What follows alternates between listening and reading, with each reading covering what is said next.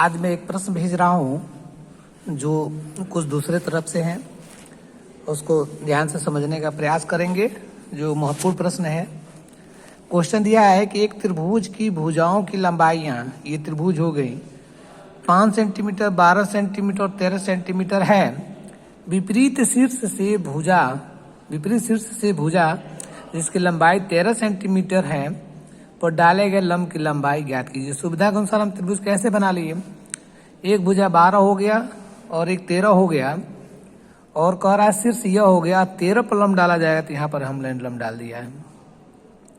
इसका हमको लंब की लंबाई बताना है, तो हम पहले क्या करेंगे, त्रिभुज का क्षेत्रफल निकालेंगे। तो भुजा दिया हुआ A = 5 सेंटीमीटर, B = दिया हुआ 13 सेंटीमीटर और B = 12 सेंटीमीटर और C दिया 13 सेंटीमीटर। तो सबसे पहले हम यश निकालेंगे, जिसको अर्ध परिमाप कहते हैं। तो तीनों भुजाओं का योग बटे 2, तो 1/2 पहली भुजा है 5 धन 12 धन 13, तीनों भुजाओं जो किनारे किनारे के त्रिभुज का दिया हुआ है इसको जोड़ लिए। अब 2 से क्या करेंगे, भाग देंगे, तो 30/2 15 सेंटीमीटर आ गया।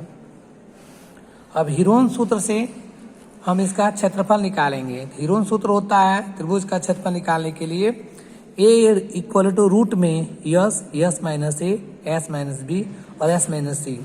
ए बी सी त्रिभुज की तीनों भुजाएं हैं और यस जो है उसका अर्ध परिमाप है।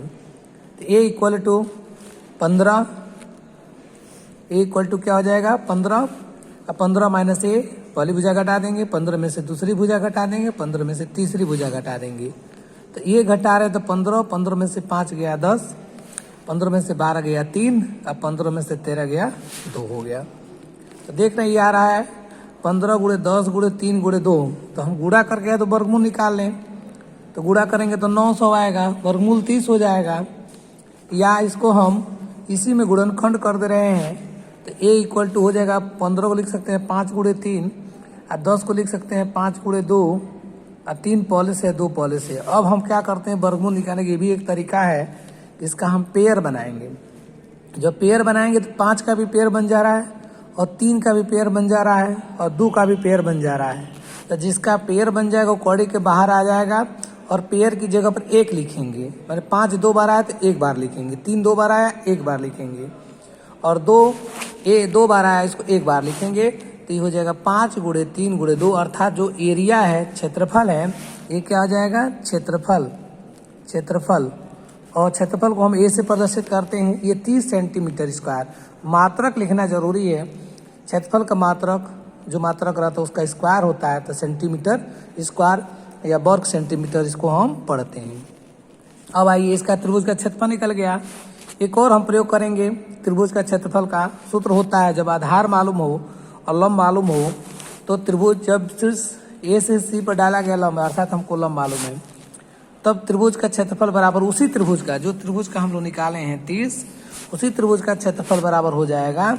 यानी लिख सकते हैं त्रिभुज ABC का क्षेत्रफल। ये क्षेत्रफल कितना हो जाएगा, ये क्षेत्रफल हो जाएगा आपका 1/2 आधार गुणे ऊंचाई।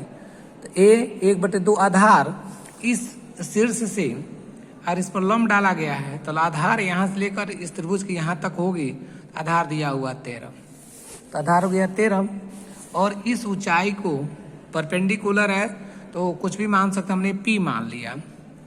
तो 1/, सूत्र होता है 1/2 उस त्रिभुज की आधार गुणे ऊंचाई, तो आधार हो गया 13, ऊंचाई नहीं मालूम है, यही मालूम करना है, तो हमने लिख दिया P। क्षेत्रफल, क्योंकि वो त्रिभुज का वही त्रिभुज है जिसका हमने क्षेत्रफल हीरोन्स फार्मूले से निकाला है, तो इसका क्षेत्रफल आ गया 30, तो यहाँ रख देंगे 30, 1/2 आधार हो गया 13, ऊंचाई हो गया P। अब ये तिरिया गुणा हो जाएगा, तो 30 का 2 में गुणा कर देंगे और ये जो ऊपर है वो नीचे आ जाता है, तो ये 13 हो जाएगा। तो 13 का 2 में गुणा कर देंगे तो 60 हो जाएगा, 60/13 हो गया। अब 13 से इसमें भाग दे देंगे, तो 13 चौक 52, 8, 13 छक 78 और 13 कन्ने 13, एक बार और जाएगा ही, यानी कि P का मान आ जाएगा 4.61 सेंटीमीटर। ये इसकी क्या हो जाएगी, भुजा की लंबाई हो जाएगी। तो इस त्रिभुज की इसकी लंबाई निकालने के लिए जरूरी है इस त्रिभुज का पहले हम क्षेत्रफल निकालें।